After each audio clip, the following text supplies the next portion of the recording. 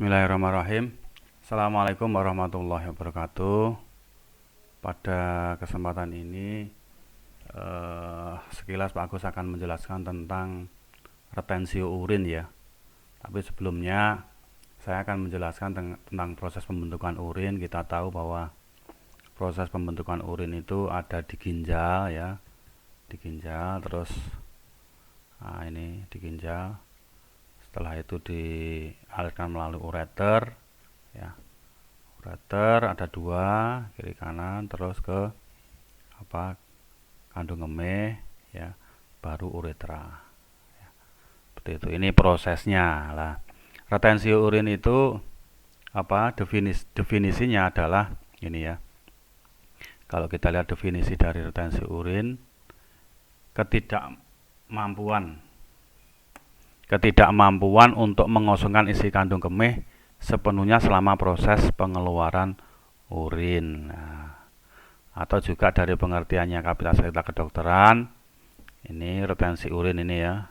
Ini retensi urin adalah suatu keadaan penumpukan urin, ini penumpukan urin di kandung kemih dan tidak mempunyai kemampuan untuk mengosongkannya. Jadi kemampuan kandung kemih itu menurun ya, secara sempurna, atau kesulitan miksi karena kegagalan urin dari vesika urinaria. Ada Depkes ini dari Departemen Kesehatan RI dulu 95, retensi urin adalah tertahannya urin di dalam kandung kemih, dapat terjadi secara akut maupun kronis ya. Kalau kita lihat ya, ada ini, kalau kita lihat gambar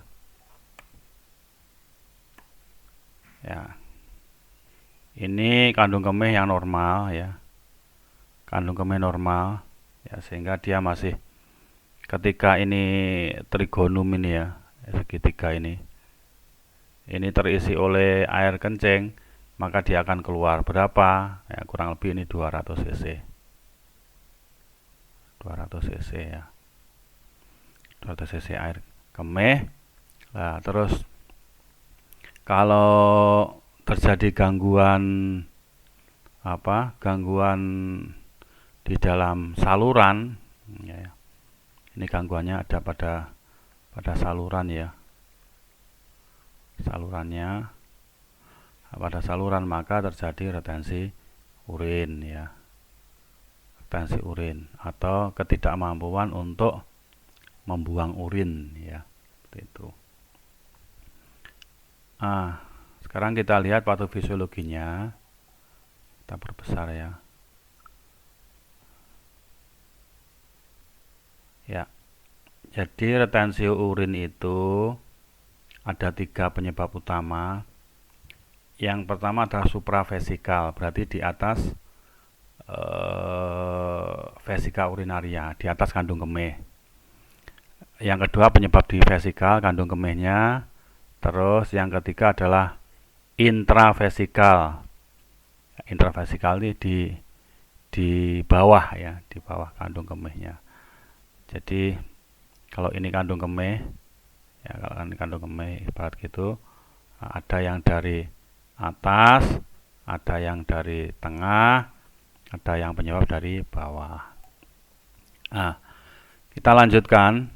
Untuk supravesikal itu karena contohnya diabetes mellitus, karena kerusakan medula spinalis torakal 12 lumbal 1, kerusakan saraf simpatis dan parasimpatis ya. Kita tahu diabetes ini menyebabkan kerusakan di pembuluh darah dan saraf, karena tingginya glukosa itu mengakibatkan kerusakan jaringan di pembuluh darah dan saraf, sehingga mengganggu proses penghantaran impuls saraf ya ke kandung kemih, sehingga terjadi neuropati.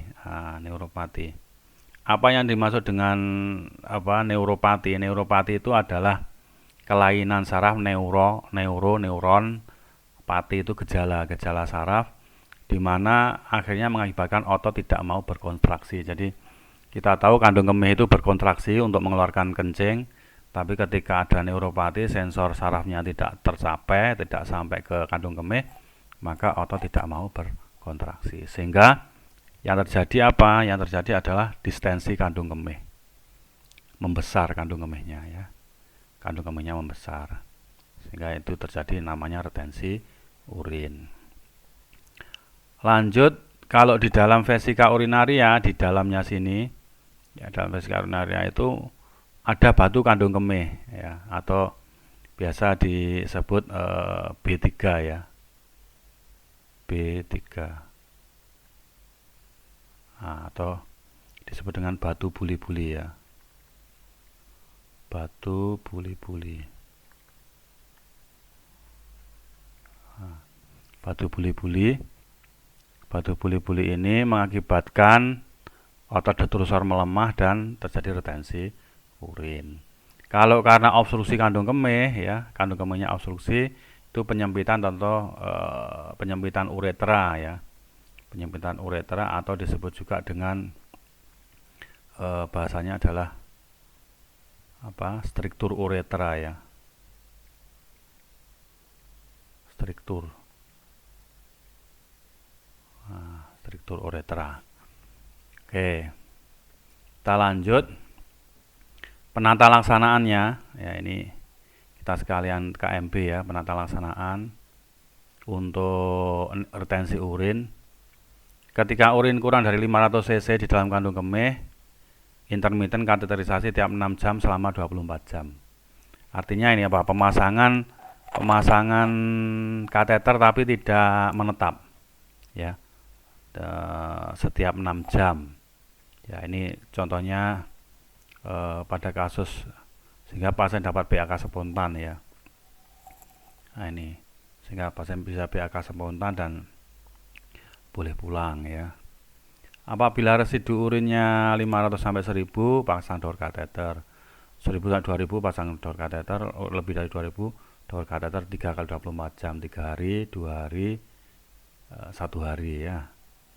Maksudnya urin 1000 itu kalau dipasang kateter terus urinnya itu 1000 yang keluar ya, berarti sebagian masih bisa keluar secara spontan. Nah, buka tutup kateter selama 4 jam selama 24 jam. Ini namanya bladder training ya. Ya, ini namanya apa? Bladder training ya. Nah, bladder training ya. Kateter dilepas pagi hari, BAK spontan 4-6 jam, dinilai urin residu. Urin residu lebih dari 200 ml obstetri, lebih dari 100 ml ginekologi. Ini untuk kasus obstetri ya, dibedah ya, dilakukan pembedahan. Oke, saya kira itu retensi urin. Terima kasih. Ada kurang lebihnya mohon maaf. Ya, semoga bermanfaat. Assalamualaikum warahmatullahi wabarakatuh.